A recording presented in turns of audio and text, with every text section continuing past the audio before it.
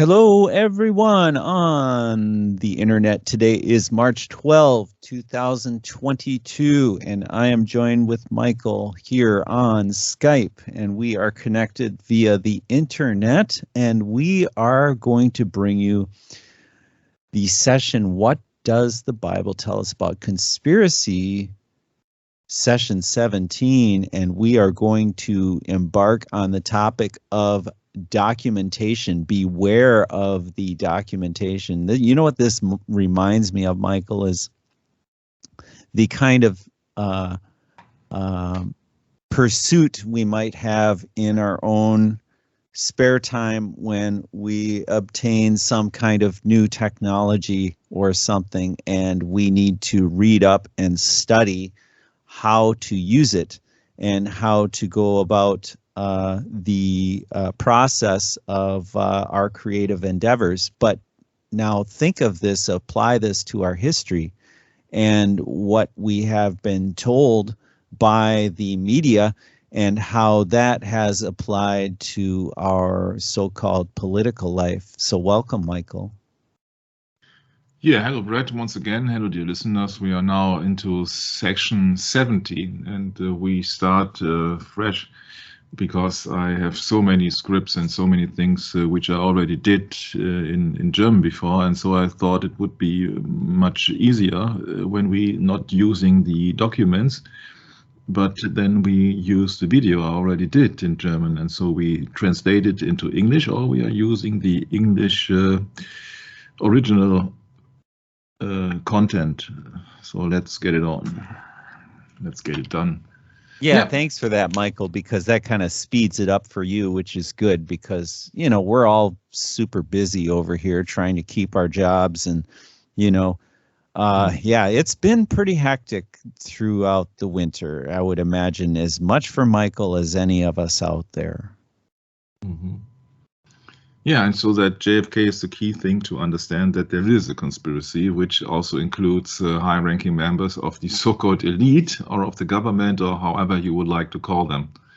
And there is a quote I found from a certain Joseph E. Tuchinski of the University of Miami, who says that almost 60% of Americans still believe in conspiracy theories about the assassination of your President Kennedy.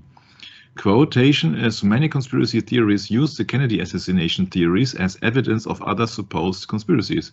Yeah, so that's nothing new, and also it's of course very certain when you are following this program that we have to deal with the conspiracy which started in the Bible already. So that is just the succession of the things which are going on for thousands of years. That the people in power will not hand over the power to the people. Yeah, so otherwise they would lose their job as rulers, and they don't want to obey. They just want to be rulers. They want to be pagan kings, like 1 Samuel 8. So let's get it on, which I would like to hand over some interesting information, not the usual stuff that you have to read on any documentations, because documentation is a really big problem, because it depends on the research and it depends on the format, depends on the issue behind it, or the agenda behind it, what kind of result there will be. If you have an official commission report, then you won't get satisfied because the result is known beforehand. Yeah, so they just going on to research things which will suit them. I'm trying to research things that are connected to the truth or result to the truth. So then let's look what I did in the past. There is also a book of the assassination of Bobby or Robert F. Kennedy, for example. And interesting enough is that he was also a very devout Roman Catholic, so to speak. You see that in a few seconds here, I hope, although people claim that he was a murderer, and I don't go into this because I'm not interested in Marilyn Monroe. I think that Marilyn Monroe was been set up as to confront JFK for the presidency. I think that was just a setup. I cannot imagine myself John F. Kennedy seriously going into a relation with Marilyn Monroe to get to become the first lady. I don't think that is really very serious. It might be the wish of Mrs. Monroe, but I don't think that JFK, as a politician who wants to do something for his land, I don't think that he could have sold Marilyn Monroe as you know what I mean. I think you know what I mean. Yeah, that's pretty obvious, Michael. Yeah. Yeah. That's what can we say? Far-fetched? Yeah. Yeah. So if you look upon the family of JFK, you see that they are all devout Roman Catholics, and yeah. So that is Robert Kennedy, who wanted to become the next president in 1968, but he was assassinated as well. So that if you start your research from JFK, you have to consider also that his younger brother has been assassinated 5 years later, which means that there cannot be that much of coincidences in the world. How much politicians do you know so who have been assassinated? This is Robert Kennedy with Pope Paul VI, this picture. Mm-hmm. Very interesting, because we know Pope Paul VI stepped in right before the assassination. Yes, from July, and the assassination happened in November. Mm-hmm. Very interesting. Very interesting. Mm-hmm. Yeah, and he was a very devout Roman Catholic, and I don't think that some pictures are, I think that some pictures are more telling than other pictures. So there are really videos out there. Robert Kennedy meets Pope John. This is the old Big Pope. John. Yeah, Big John, yes, in 1962. But there are also, as you have seen already, pictures of the newer Pope, of the successor of 19 what else? Yeah, you see that I don't think that you have to guess what that means, huh? Yeah, that's right.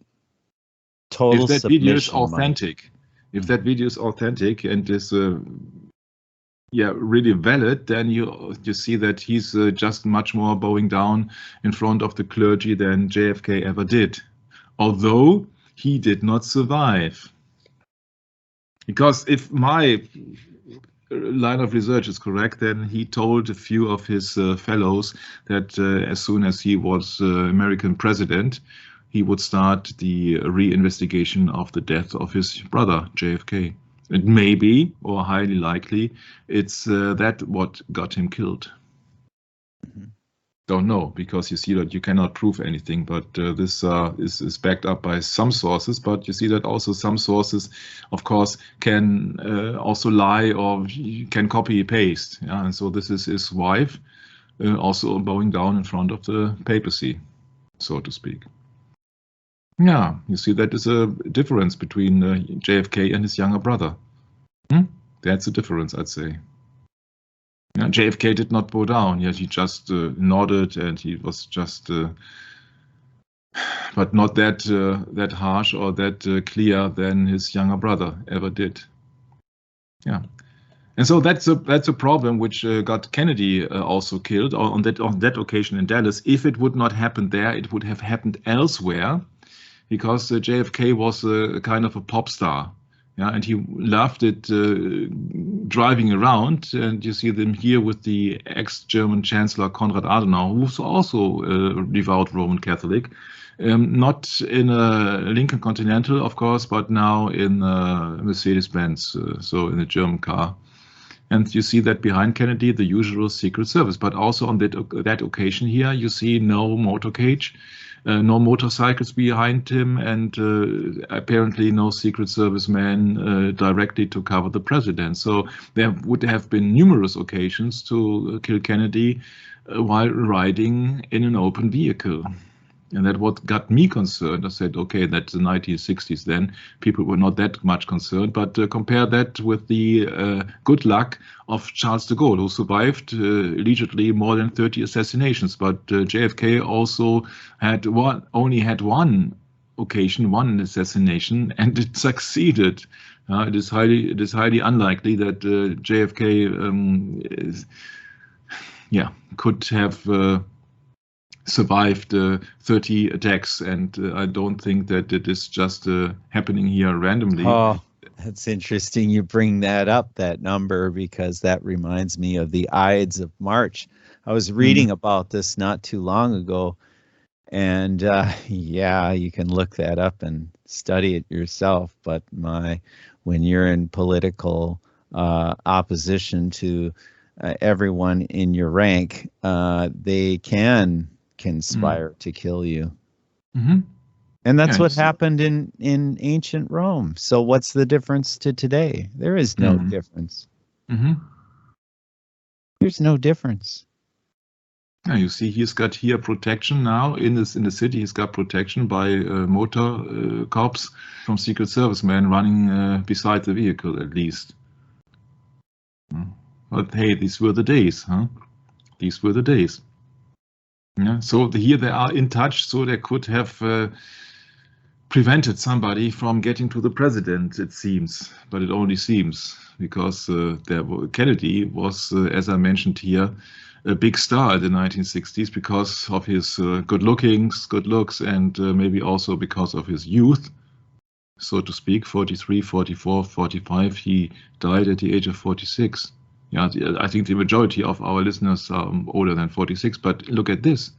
Yeah, so that means that anybody could have hit, shot, or stabbed the president, even in Germany, or even in wherever that would be here. I don't know where that is actually. This is Limousine, and he's approaching the girls, and the girls are approaching him. Of course, they want to marry him, I think, and that people are only, or the women were only interested in him, but not in the more than 80-year-old German chancellor. Of course, they were interested in John F. Kennedy. Huh? Seen and be seen, huh? Yeah, and so you see that there were many situations where John F. Kennedy could have been seriously harmed. It is not the only situation which occurred.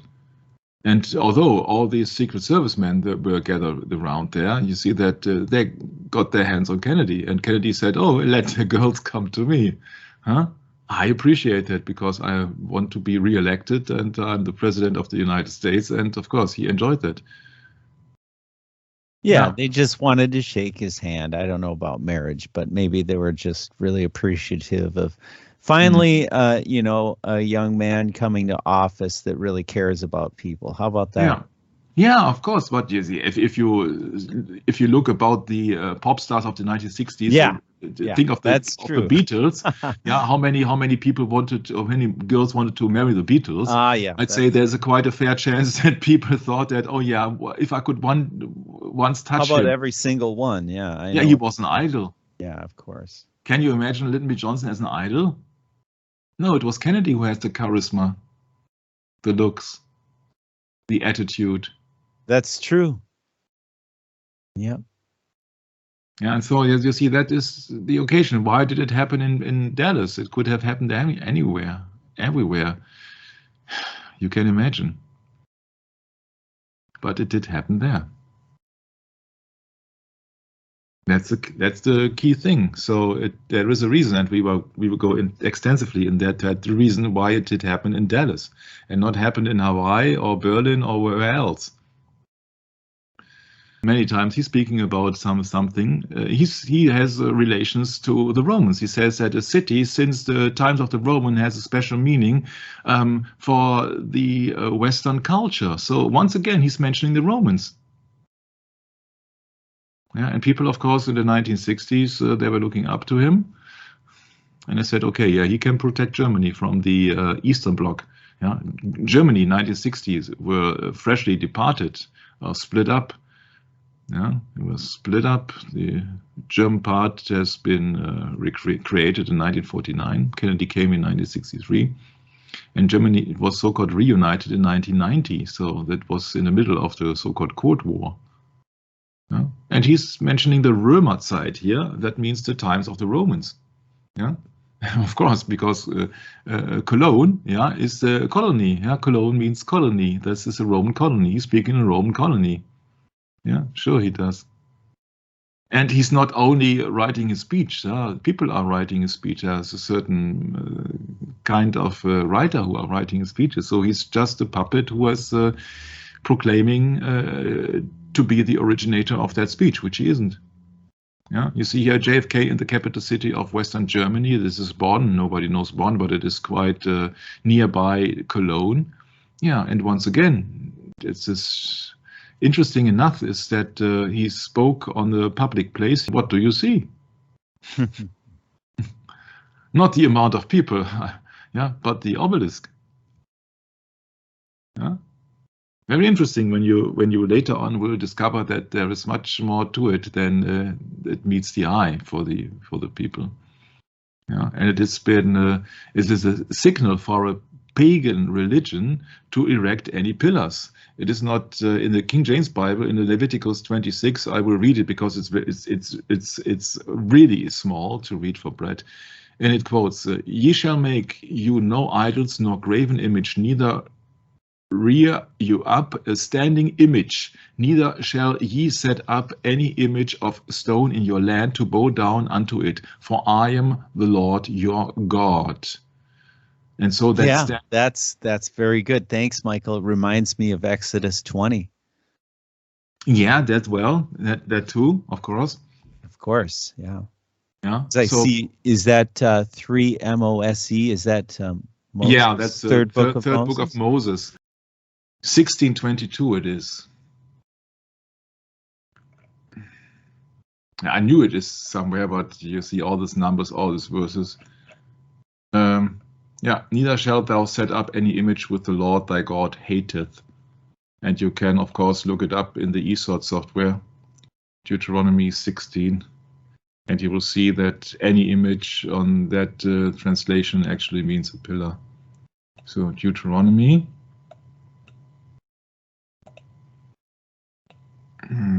Was it 16? 1622. Well, missed it. 1622, the very last sentence. Any image. Yeah, a column, a memorial stole, garrison, standing image, pillar. There you got it. Matseba. That he's speaking in a place, in a so-called sacred place, because that sacred place contains a standing image. Or a pillar, so to speak. So it happened in Dallas.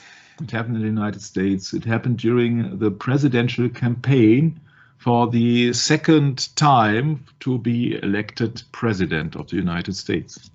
Then we switch back to the English language and we switch back to the newspaper of the morning of the assassination, November the 22nd on 1963. Morning in Fort Worth.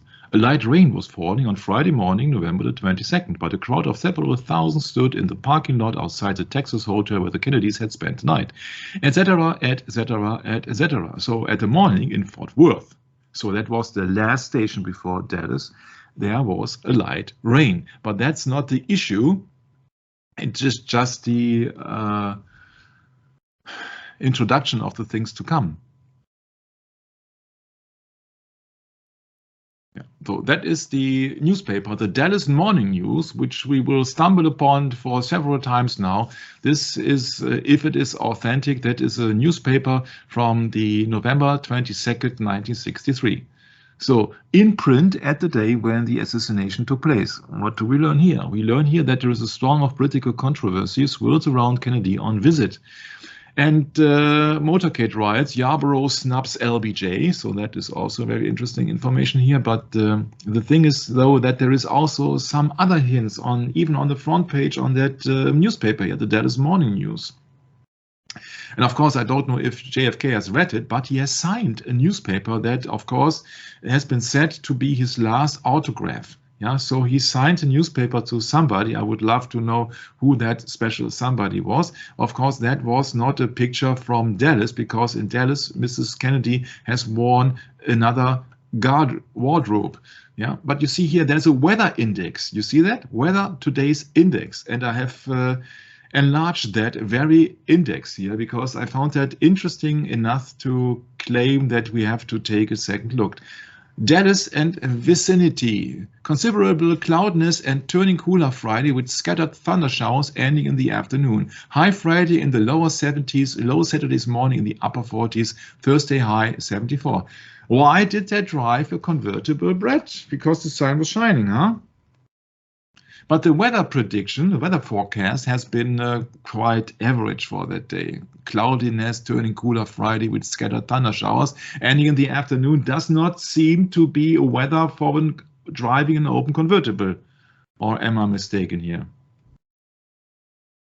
And then in that regard, in that connection, I found a very interesting article from texasarchive.org library index from the runner successor here from Lyndon B. Johnson, or some people call him also Lying Johnson.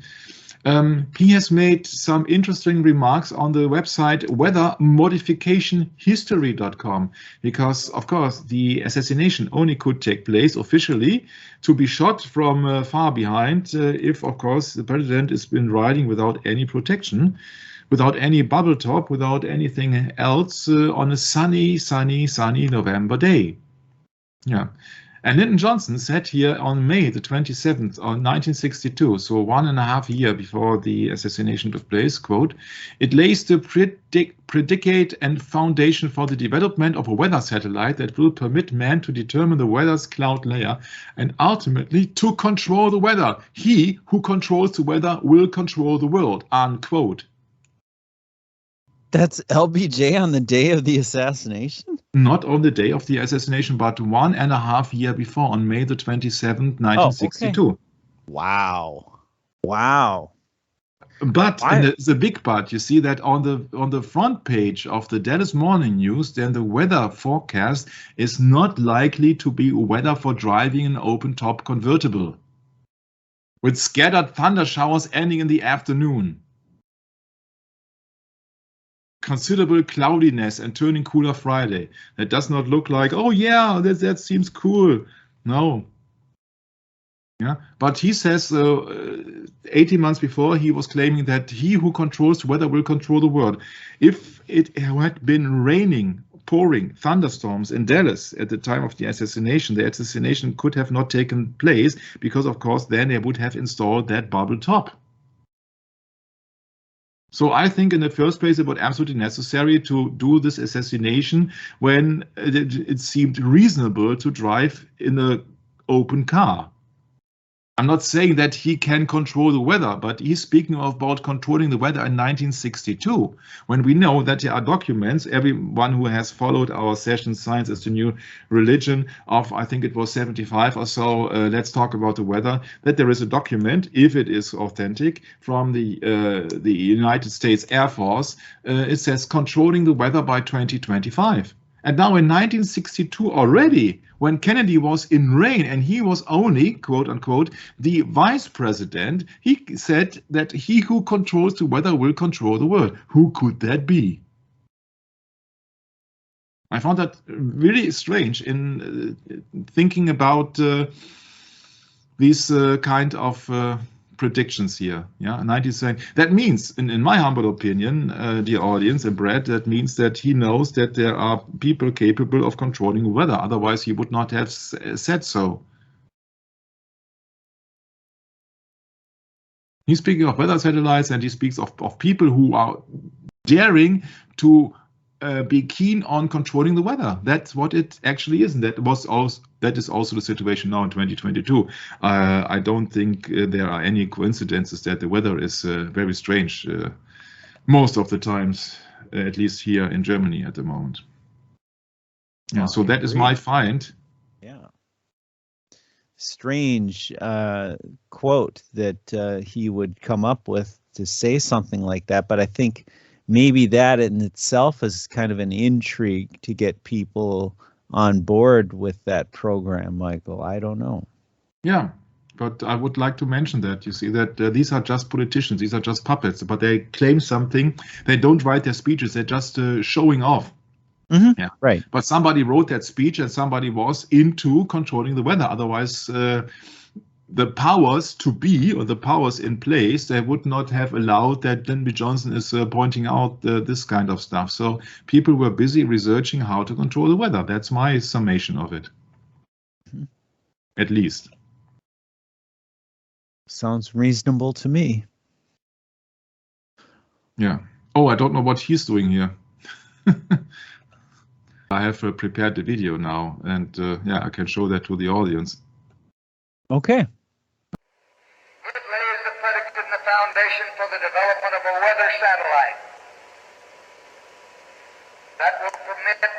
man to determine the world's cloud layer and ultimately to control the weather, and he who controls the weather will control the world.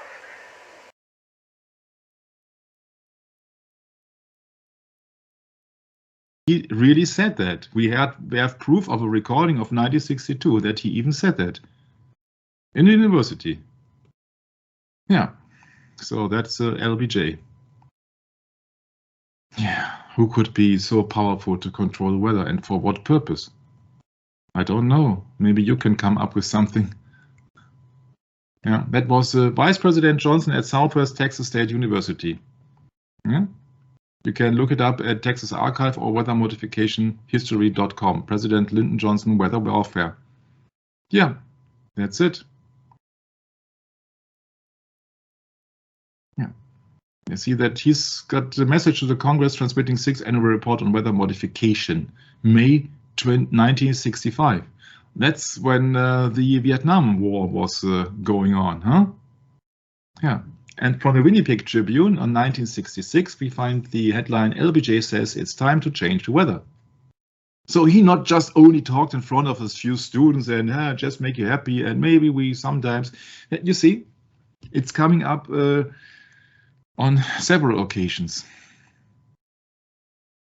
Yeah. President Johnson talked Friday about the weather and suggested that something can and should be done about it.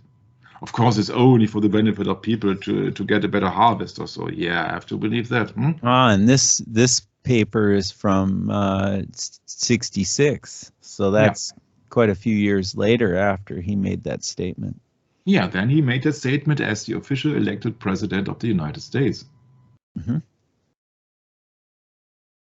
So I don't know, just putting out some information so that you really see that if you approach the Kennedy assassination from a quite different angle, then you start to wonder, when you know that these politicians are puppets, who really is controlling the people, and what kind of research are they doing? You see that this is also 55 years ago. How much did they proceed in the meantime?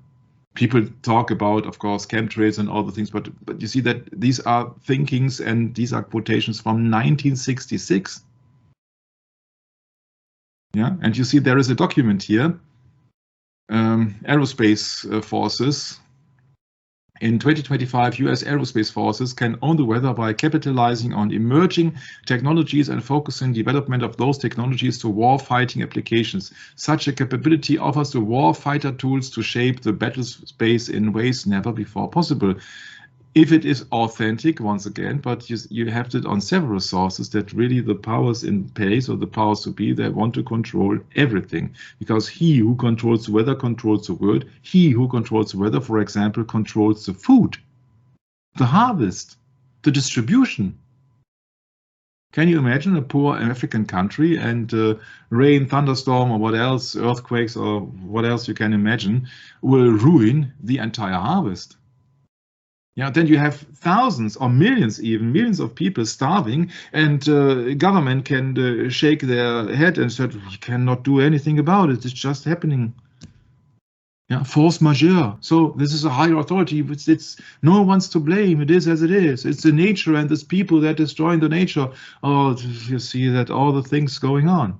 If they can control the weather, they will blame it on the people. It's about CO2 emissions also. Yeah, they can then blame it on the people, and the average people has absolutely no clue that there are power structures behind who want to control the weather for military purposes. Military purposes means war, and can only mean war against people. Of course, war against nature. Okay, I give that to you, but it's war against people or war against the own people. Yeah. Yeah, Michael, it's like the Ouroboros eating its own tail.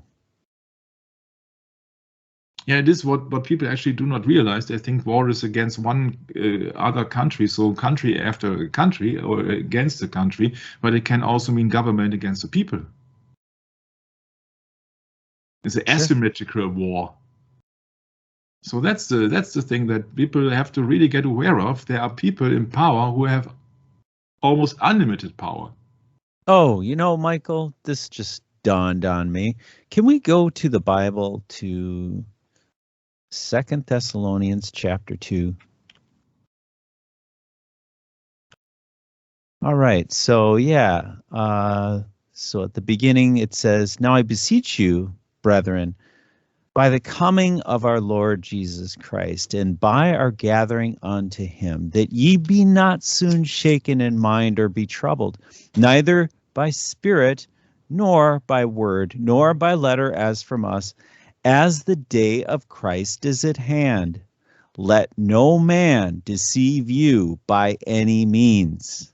For that day shall not come, except there come a falling away first, and that man of sin be revealed, the son of perdition, who opposeth and exalteth himself above all that is called God or that is worshipped, so that he as God sitteth in the temple of God, showing himself that he is God.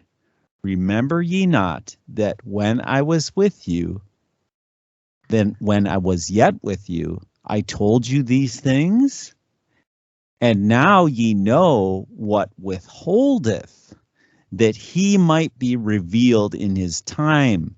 For the mystery of iniquity doth already work, only he who now letteth will let until he be taken out of the way, and then that wicked be revealed, whom the Lord shall consume with the spirit of his mouth, and shall destroy with the brightness of his coming, even him whose coming is after the working of Satan, with all power and signs and lying wonders, and with all deceivableness of unrighteousness in them that perish, because they receive not the love of the truth, that they might be saved. And for this cause God shall send them strong delusion, that they should believe a lie,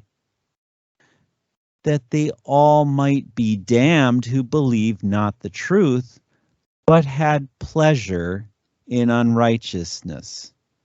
And I think that's the crux of it right there, Michael. Mm-hmm. Having pleasure in unrighteousness. The deceived people of this world who don't care. They don't care at all. They just want the position of power and prestige and money and everything that comes with that, and they don't care. Mm-hmm. That's what they want for their life, and they just don't care about anything else. So they're going to have it. They're going to have it their way, and to deceive the people with lying they're wonders. going to have pleasure in unrighteousness. Mm-hmm. Yeah, we see it all the time today, don't we? Those of us that are awake and that are concerned, we see it all the time. It's everywhere. So, yeah, 2 Thessalonians chapter 2 has a lot to say about that. Yeah, from space, the masters of affinity would have the power. Yeah, the masters. Yeah, they want to create another society now, fearful society. And of course, they will use the weather modifications to realize to the people that they are to blame.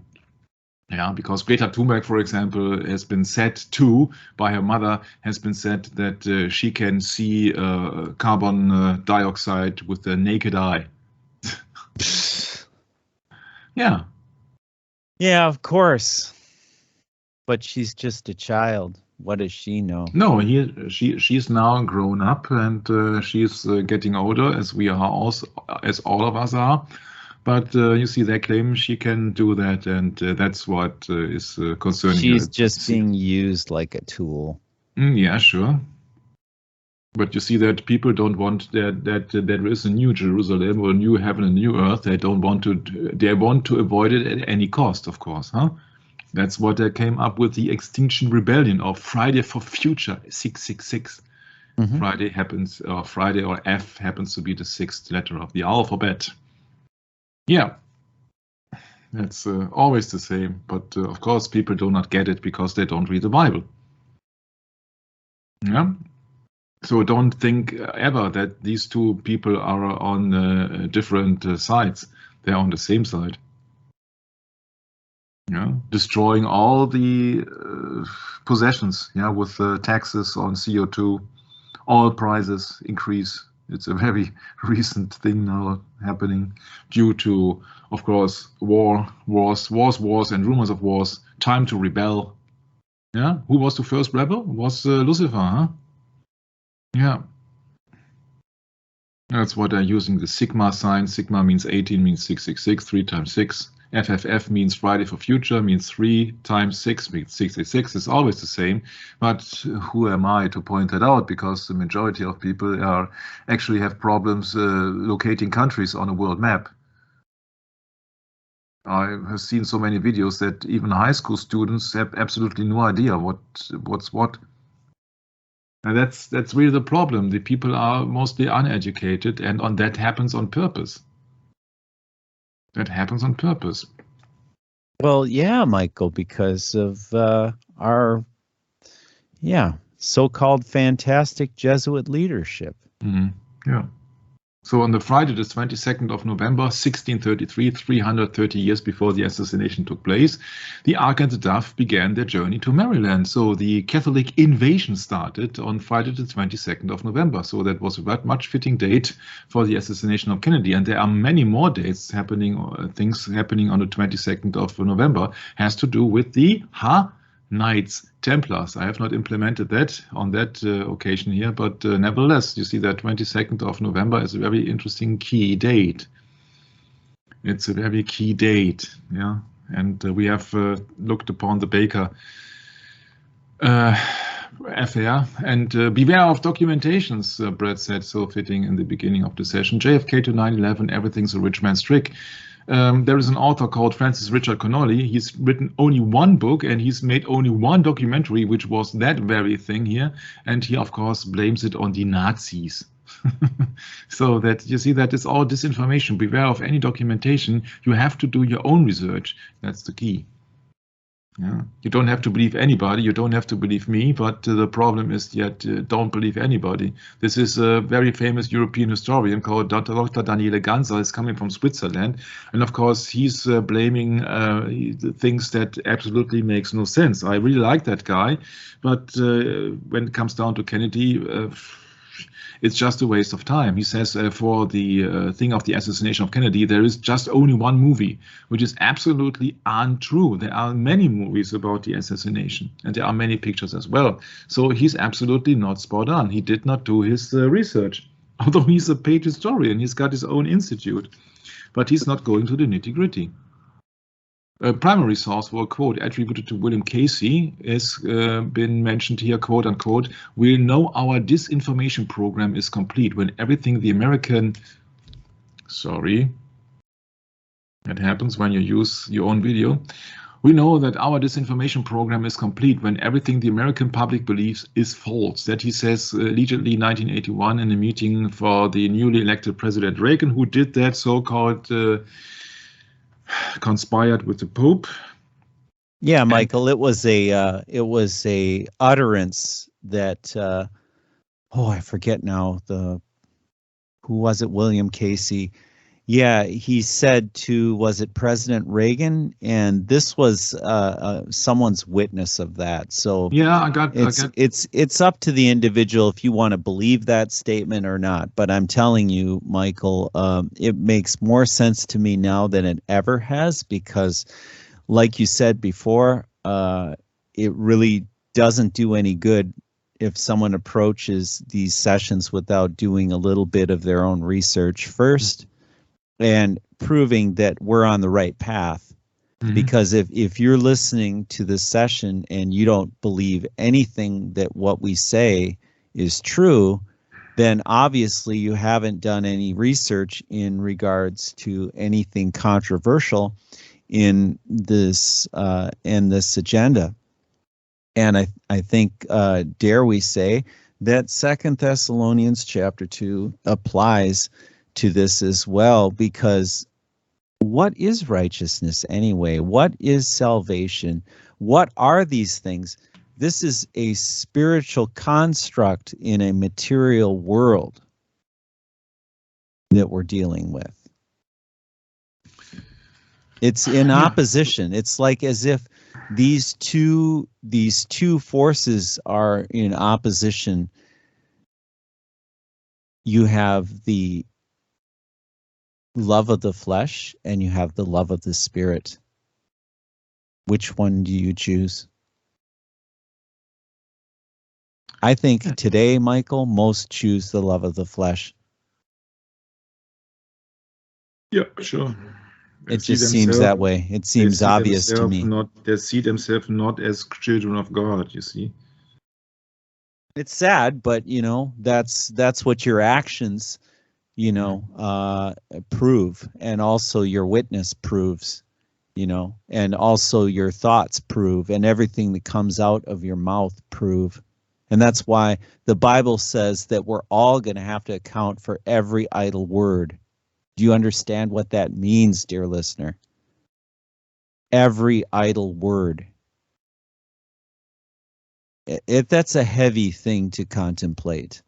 Also the Bible says that if what we see is making us sin, pluck them out. I often think of this myself. If what I am doing with my eyes is causing me to sin, better to pluck them out.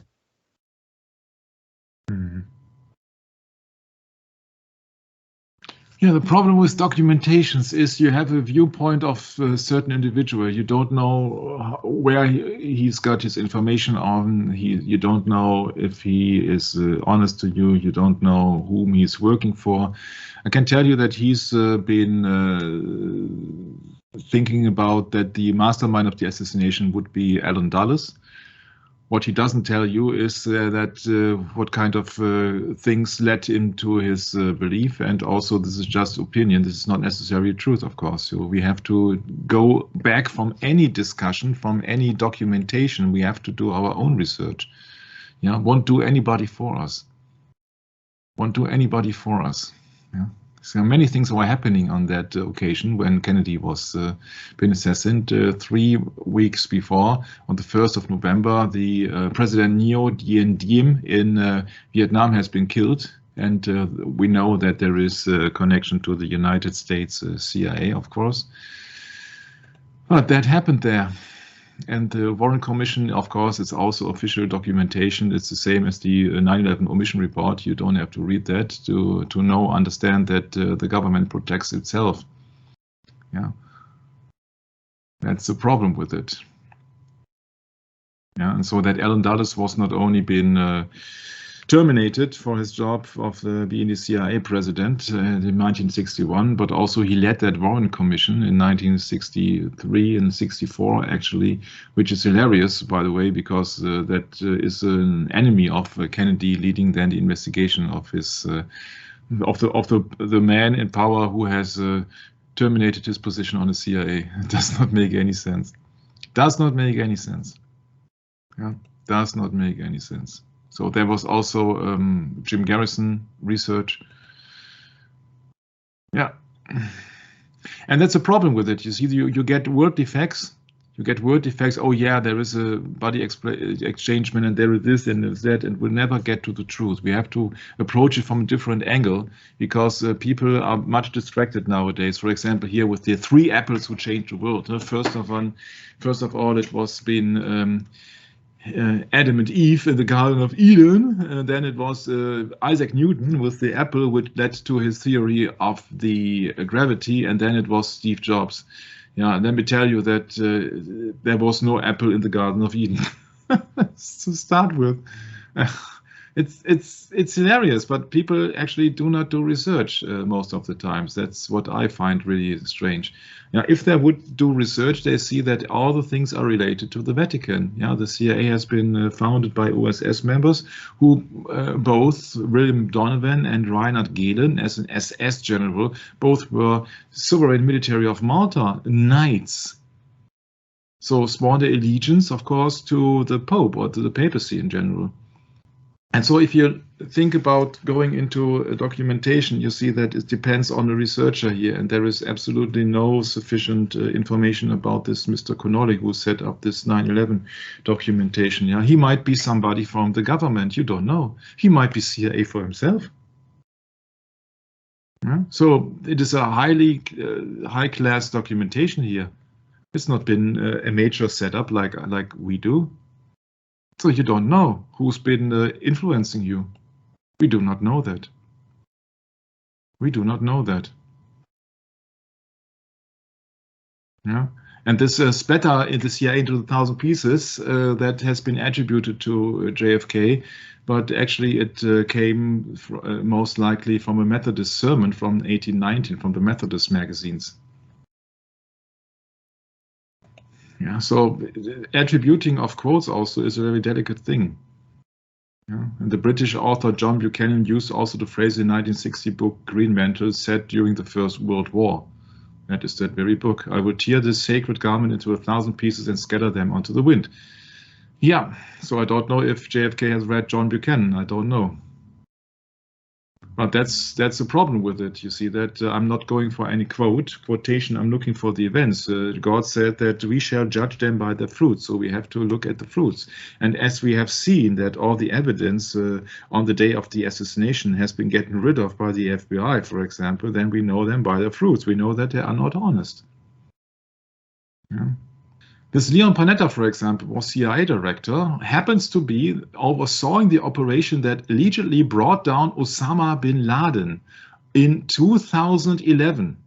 2011, you have to store that in your short-term memory, 2011. But there's a problem with 2011 operation on Osama bin Laden because there's an interview on the YouTube, but it has been censored, I can tell you, because the audio has been dubbed on the very same time when there is actually a quotation of the former Prime Minister Benazir Bhutto, who stated that Osama bin Laden has been murdered by Omar Sheikh.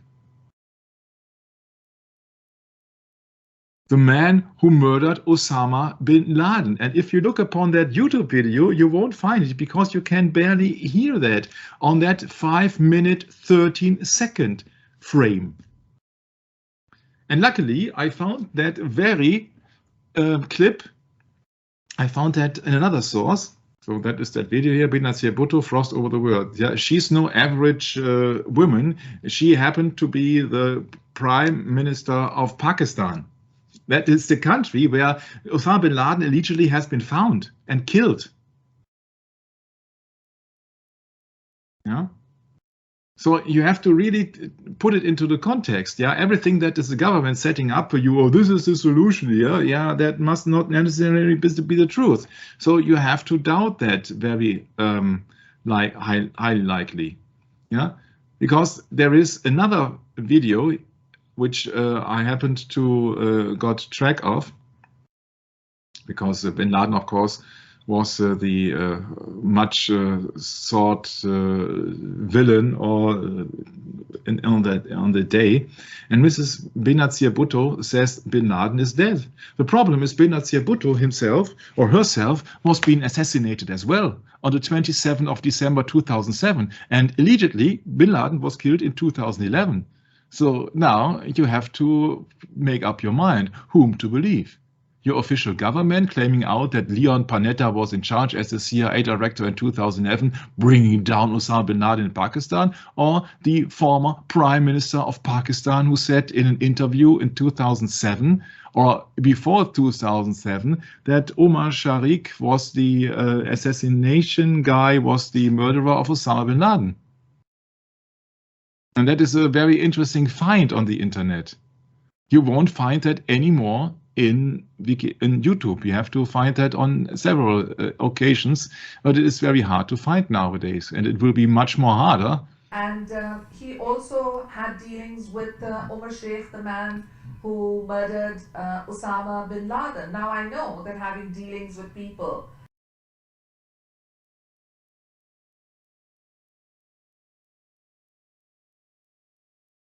Yeah, that's the problem, people. Whom to believe? Whom to believe? You see, officially he was being killed in 2011, but former prime minister says happened in 2007 or more, much more early. I don't know when this interview with David Frost is from. Can look it up, but that's the problem with it. Yeah, please don't believe any official documentation. This CIA boss who happens to tell the people that he was the one bringing down Osama bin Laden in Pakistan in 2011, he says, quote, "I needed all of the Jesuit grace and blessings I could get in order to survive in Washington," which means that the Jesuits rule Washington, because otherwise he would not have been survived if he have not been possessing the Jesuits' grace. Yeah, so they tell you that right in the open. They tell you that right in the open. And documentation means a teaching. Comes from document, means a doctrine. To teach with authority. In a religion or a field of knowledge. Yeah. So with the documentation, you can also lead people into a false belief. That's why I said you have to do your own research.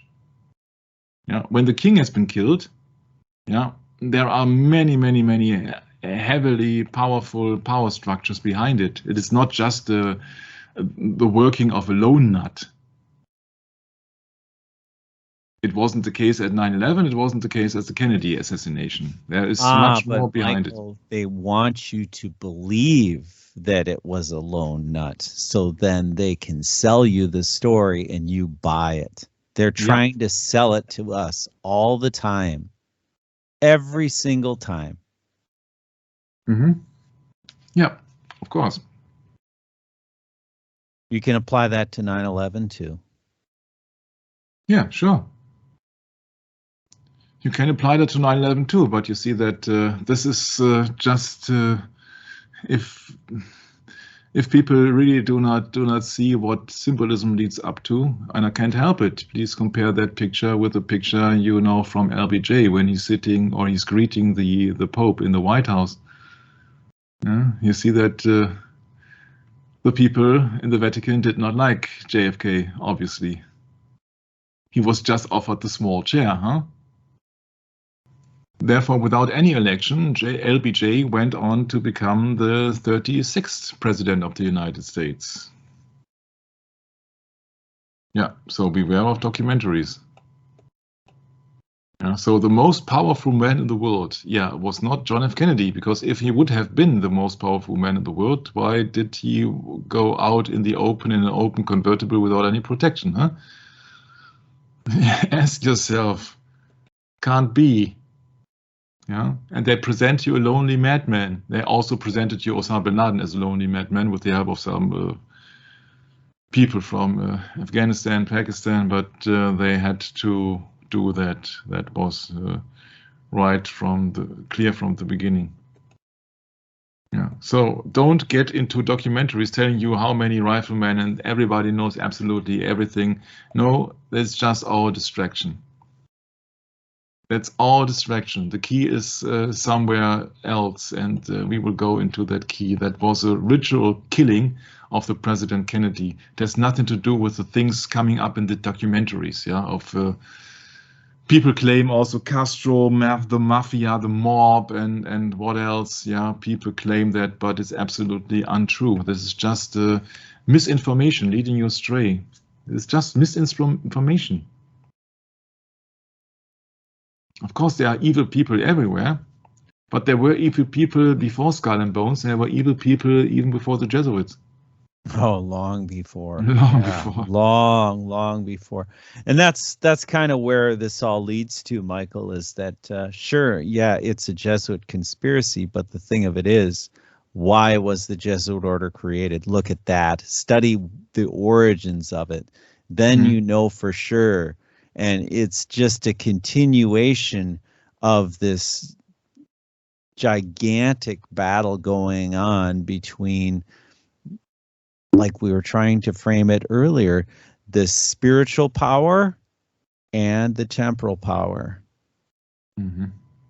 And it's very interesting, the two keys of Peter representing the spiritual power overlaid on top of the temporal. And they use that to their advantage in every single way. And even worse, they have the doctrine of equivocation and mental reservation. And you're going to tell me that it's okay to be Catholic having those doctrines. Well, then you can make the argument, like I presented this to someone, and they said that, well, you know, Sarah had to lie when she was confronted with, you know, the position she was in with her husband. She had to protect their lives by lying to the king and telling him that she was not married.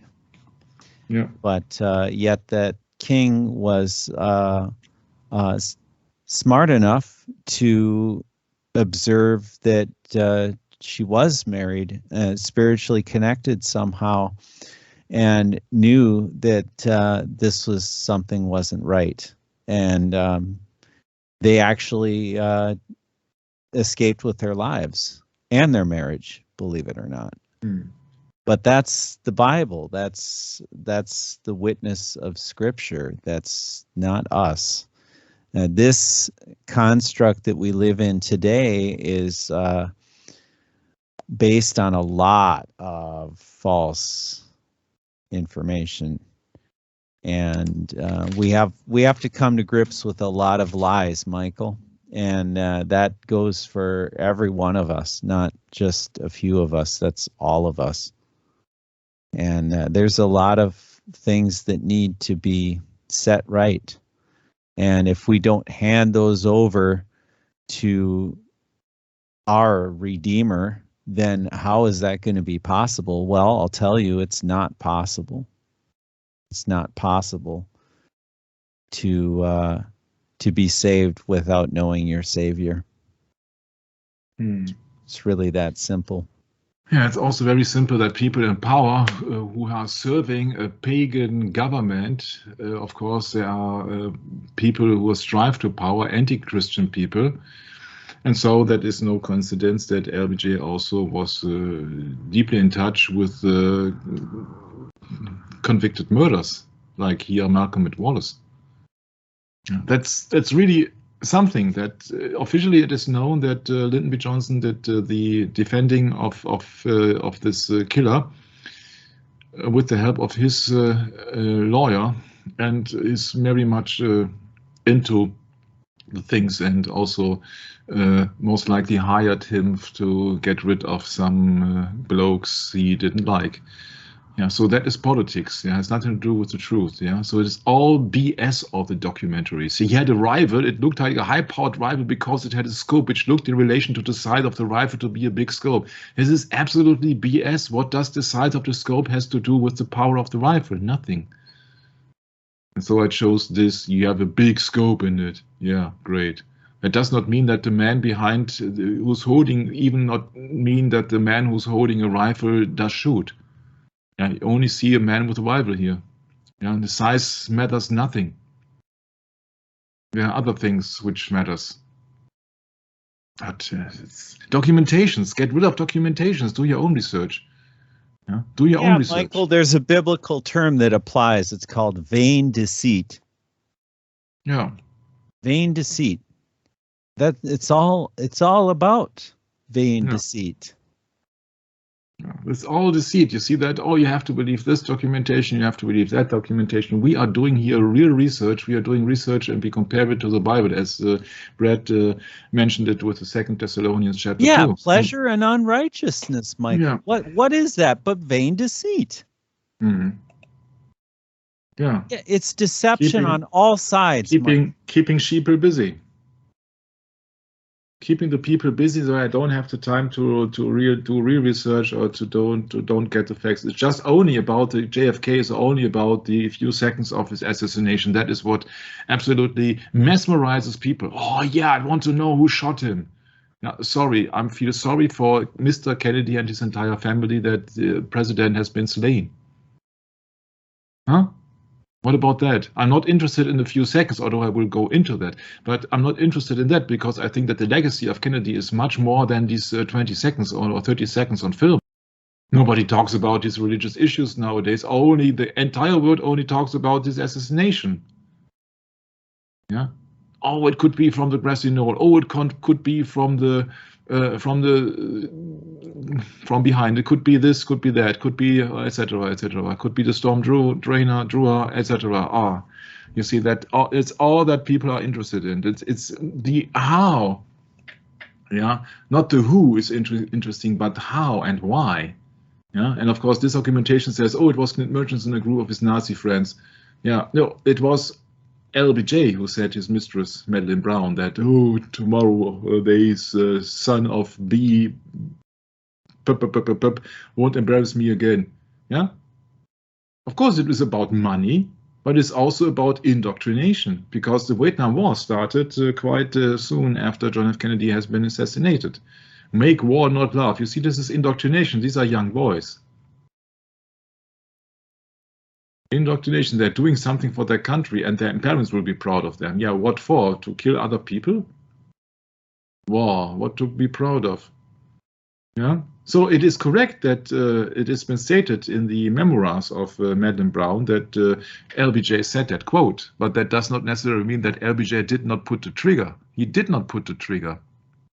Yeah, so that does not mean anything. He did not kill JFK, but he knew something. Yeah, yeah. What really is outstanding is that he was a Knight of Malta. That's the key. It's the same thing which applied to Alan Dulles, and don't ever think that some researcher will mention that he was a Knight of Malta. No, they said, oh, we blame it on Alan Dulles. Yeah, they don't tell it to the audience that there is a connection to religious connections or to the Vatican. That's the problem. Well, and also Henry Cabot Lodge happened to be. You got to also mention the other side. There's an author that wrote that book, Vietnam, Why Did We Go? He's a Knight of Malta too. He's a Knight of Malta too, Afro Manhattan. Thank you very much. Yeah, I mean, just consider both sides here. There are apparently good side to the Knight of Malta. Take Avro Manhattan. I mean, how could he write these books, Michael, with such a Protestant point of view? Because he had inside knowledge, because he was inside the circle. Was it that he had convictions that way, or was it that he had a purpose within the order that way? I don't know. That's up to you to decide.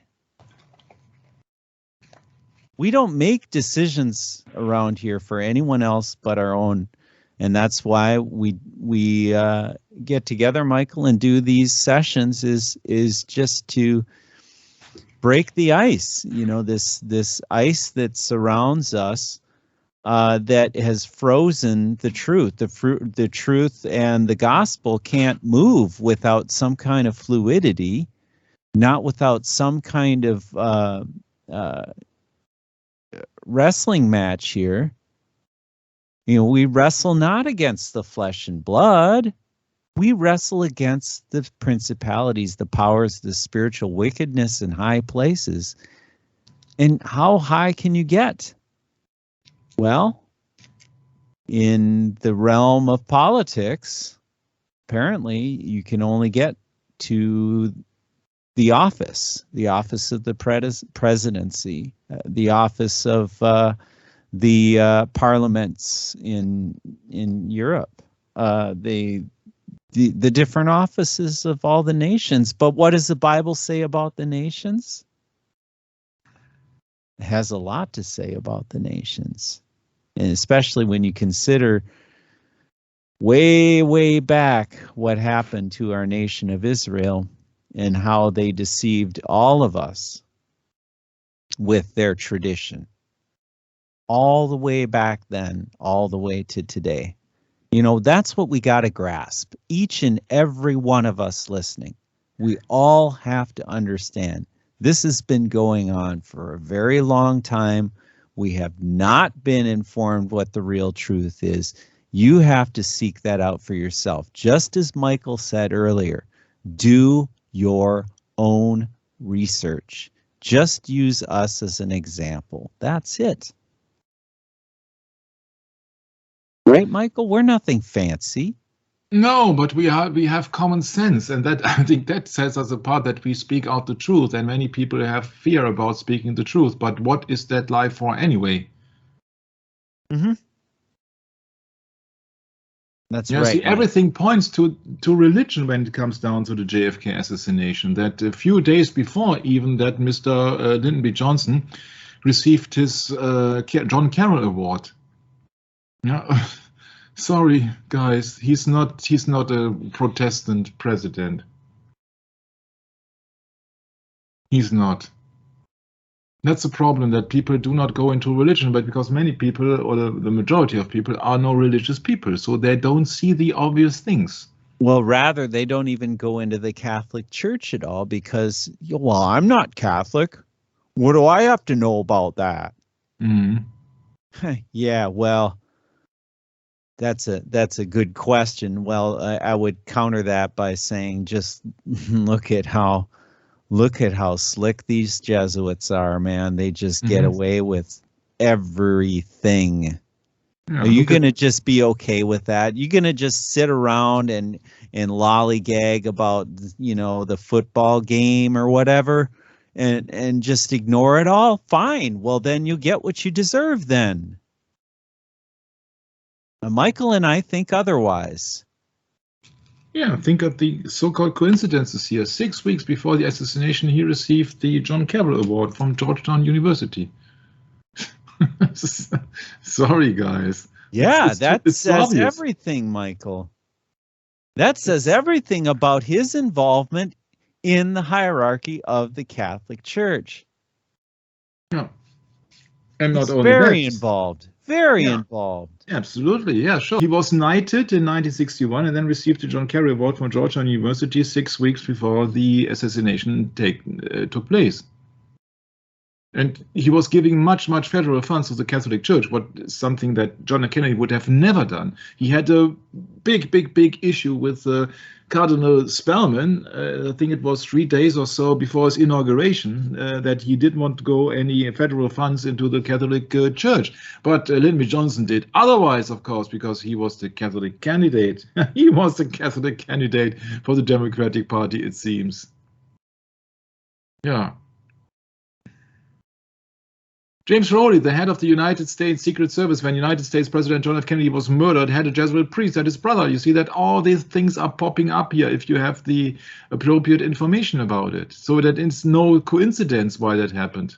And Lyndon B. Johnson was a very much highly praised president because he won as a landslide victory in 1964 even. So he was in power for more than 5 years.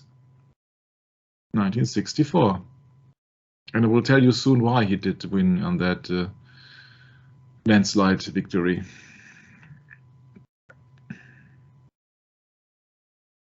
So Johnson wanted to become president for himself in 1960, but then he was only be the second after Kennedy. So he wanted to become president right from the beginning. Right from the beginning.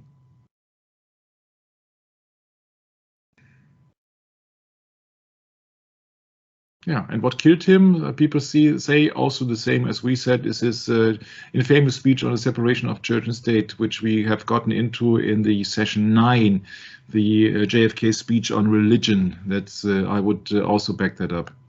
Yeah, but then Lyndon Johnson, 1965, he gave billions to the Catholic schools. Yeah, so he was no Protestant at all.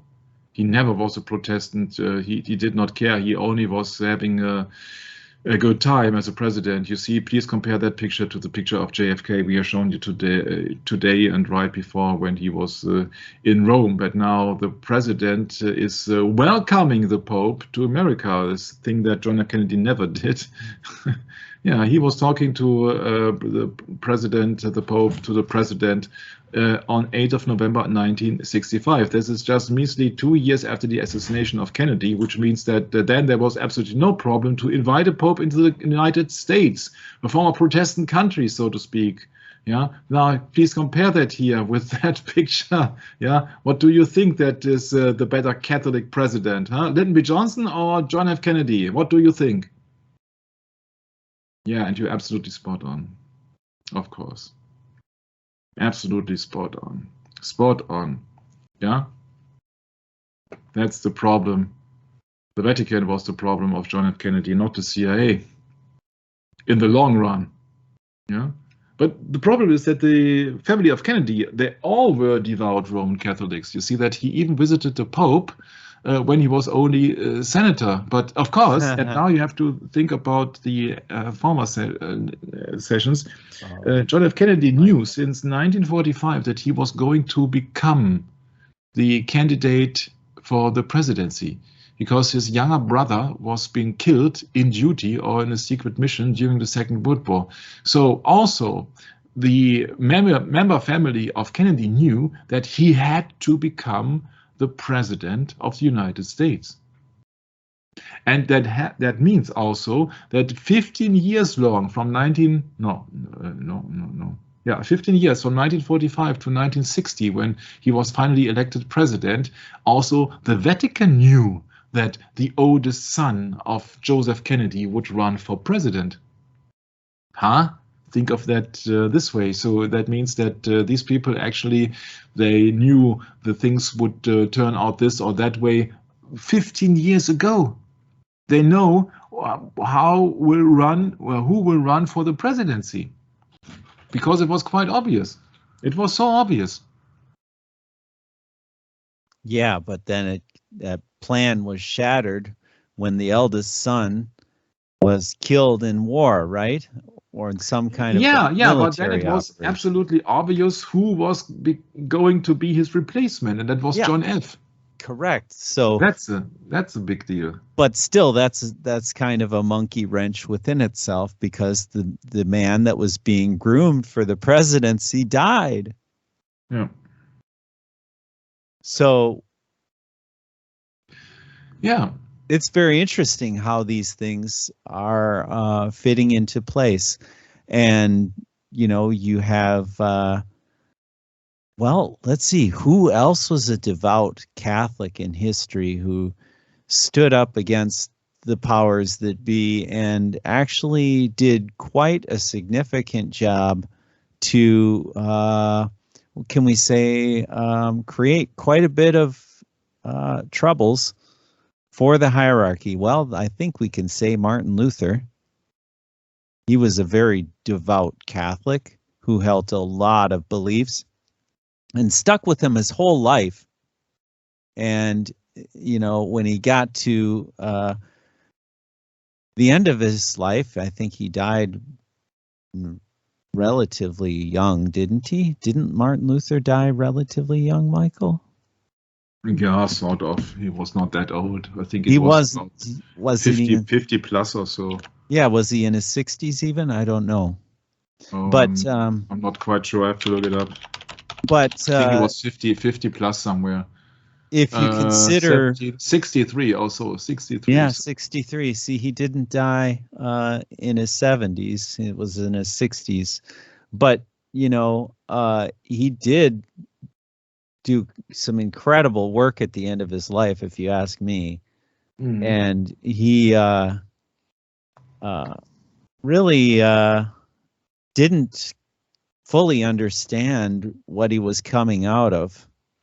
And he wasn't able to, frame that because, well, surround yourself with Catholics and try and figure it out for yourself because, there's nothing wrong with being born Catholic. You know, I was born Catholic too because I was born a Lutheran, and the Lutherans went back to the Catholic Church, like it or not. But they did, along with a lot of other denominations. I dare say all denominations have, in some regard, been infiltrated by Jesuits and have been forced to teach doctrines that have nothing to do with with pure religion, as far as I'm concerned, Michael. You know, all of us need to wrestle with the doctrine. That's what we're saying by you should study. And the Bible says, study to show thyself approved, a workman that needeth not be ashamed, rightly dividing the word of truth. We should know our scriptures. We should memorize them. We should study our history. We should know what the reformers believe. We should know at least a little. At least that's our hope. And one way or another, we're going to be held to account for what we believe someday. So our hope is that we can increase God's will, not ours. That's what we hope and pray. Thy will be done, not my will, but thy will be done on earth as it is in heaven. That's right. Okay, so you see that all these people have been awarded by the church, be it some kind of a knighthood, be it some kind of, as you here say, a Knight of the Grand Cross of the Order of St. Sylvester, the General Thomas S. Power, etc., etc., etc. So there are many people who are benefiting also after the assassination of Kennedy. That is also a very key thing to know. Yeah, that's a key thing to know, because John Kennedy would also infuriate Cardinal Spellman, refusing to give federal tax dollars to Catholic schools. Yeah, and so you see that this is the LBJ is the absolute opposition of Kennedy. Absolutely. Absolutely. You have to really see that the church is mixing up the politics. They are influencing the politics. You see that this Cardinal Spellman hates plan of Rockefeller, and kind of a guy, Nelson Rockefeller, went into politics as well. And he was being supported, so to speak. Yeah. So these people are all working for the papacy. Yeah? Many people. You know, ex-Jesuit Robert Glaser, who bought the rights of the Zapruder movie. See, all the people are in power. Yeah. And it does not make sense if Johnson swears on the Bible or not on the Bible, because swearing is not allowed in the Bible anyway. But who knows this? And we know there you go, Michael. It's just so incredible how deceived the whole. I mean, really vain deceit. I mean, it couldn't be more simple, could it? Yeah, that's the problem with it. Protestant U.S. President Lyndon B. Johnson never existed. He was no Protestant. Yeah, he was a papal knight at the time when he was swearing an oath on the Bible. Come on, can't you see that heresy here? He does not swear on the Bible, but swearing is not allowed. And he is an official Protestant president, but he is a knight of Malta at that time. So that means that Rome has taken over when Kennedy died. I'm sorry, that is a spoiler, I know, but we will prove many, many, many points in the assassination of Kennedy. Many points. It's just all baloney. It is just baloney. Yeah. So afterwards, people were lying. People were not lying also, yes. They were smiling at each other. You see that does, yeah. Sorry, that, yeah. Does that look like mourning people here? Huh? Oh, I'm sorry that JFK was killed. No. Now the file has crashed, which is not influencing me because this is the final video here. Yeah. Yeah, JFK said he is only nominally Catholic, and if he is elected, he will not bow down for the Vatican. And such a statement was his death warrant, and I absolutely agree on that. Yeah. Yeah, all the people, JFK was surrounded with Knights of Malta and Vatican devout Roman Catholic people, of course. We can go into this endlessly. But you see that he's signing the giveaway to Rome, the Elementary and Secondary Education Act, into law on April the 11th, 1965. And he says of this, that was the most important law he ever signed, according to the sources I have seen. Nobody talks about that Elementary and Secondary Education Act when it comes down to Lyndon Johnson. Everybody talks about the Vietnam War or him being the vice president under Kennedy. It's about big money here. Money for the Roman Catholic Church. Money for the Roman Catholic Church. Yeah. Johnson approved the act he had called the most important he had ever signed into law. Yep. A thing that Kennedy would have never allowed. Never, ever. And he had nothing to do with the separation of church and state. You see, that is absolutely baloney. Absolutely baloney. And I don't care what he thinks he is or what he claims he is. Yeah, he is a devout Roman Catholic, because otherwise he would not be handed over the knighthood of Malta. So I don't care what actually somebody says. I know that when he's Knight of Malta, and I have that document, I know that he is not a Protestant anymore. Yeah? Malta, Knight honor to Lyndon Johnson. So you know that Malta has taken over.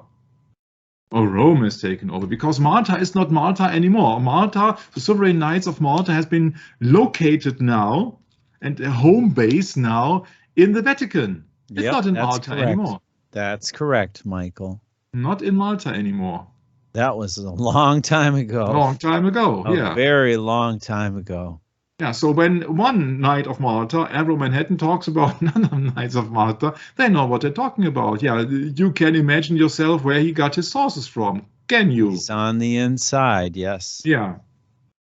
Definitely on the inside. And I cannot say that he's on the good side or the bad side. That's up for you to decide for yourself. You got to read his books. Yeah, it's just an information source. Yeah, he says eat the meat and spit out the bones, right, Michael? Yeah.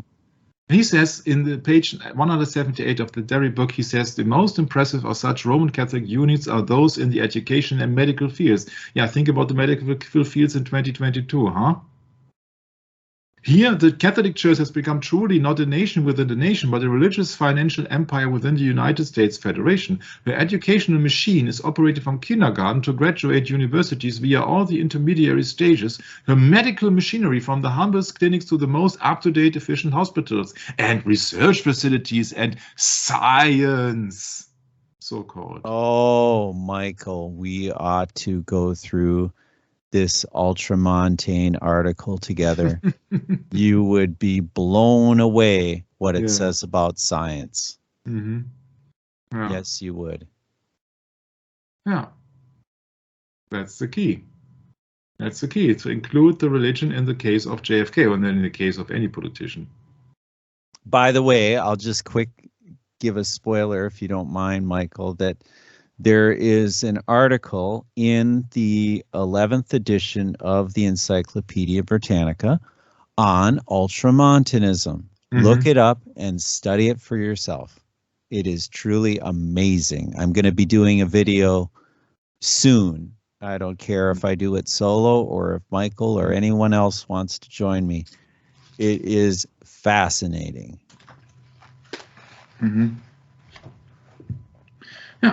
Yeah, and also Martin Luther King was been handed over what is that, a doctorate or something like that by the Jesuits. And Martin Luther King also was quoting St. Thomas Aquinas, who happened to be some of the doctors of the Roman Catholic Church. Oh, yeah. Yeah, it's very interesting to... you see here, St. Thomas Aquinas. Very interesting to read some of the doctrine that St. Thomas Aquinas believed in. Yeah, he was just a philosopher, so to speak. Right. But that's a replacement for the true doctrine of Christ, isn't it? It's an antichrist. Yeah, mixing the holy with the profane. There you go. Now you see that nothing happens randomly here. Yeah, nothing happens randomly. You see that all the people who are then been supporting here Lyndon B. Johnson, yeah, he had ties to the criminal scene, to the mob, to the oil industry, to killers. Yeah, so that's the problem with it actually. Yeah, so John F. Kennedy was not only whitewashed; he was only having his ties to the mob, especially for his the history of his father and his election in 1960. But yeah, I'd say that Lyndon B. Johnson is far on a higher level when it comes down to dirty laundry. Yeah, that's really a problem. It's really a problem. And these people are no politicians. These people strive for power. That's what they really want. They want power, absolute power.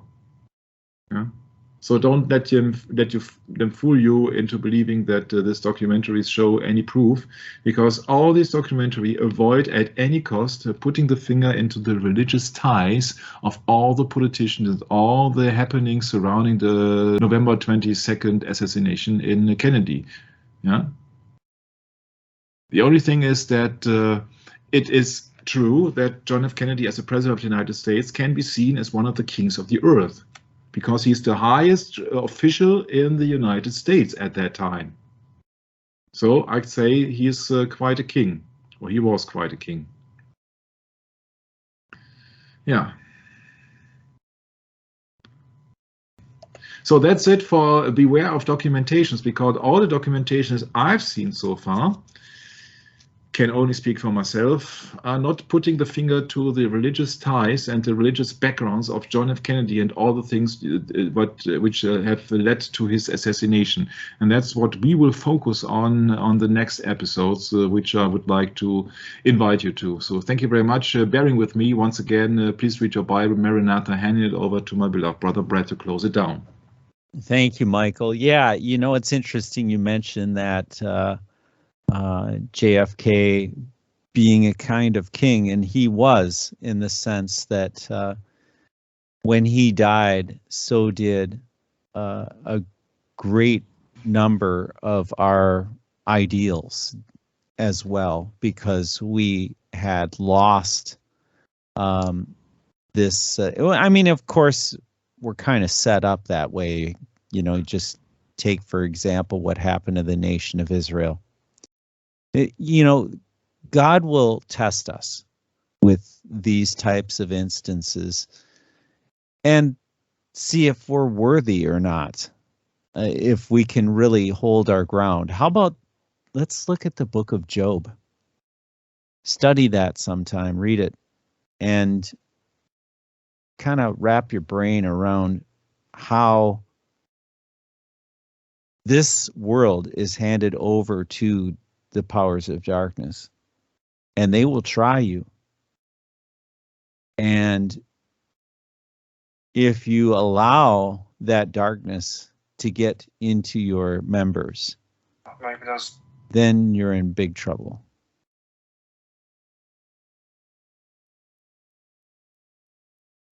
So just remember, study and read your Bible. Maranatha.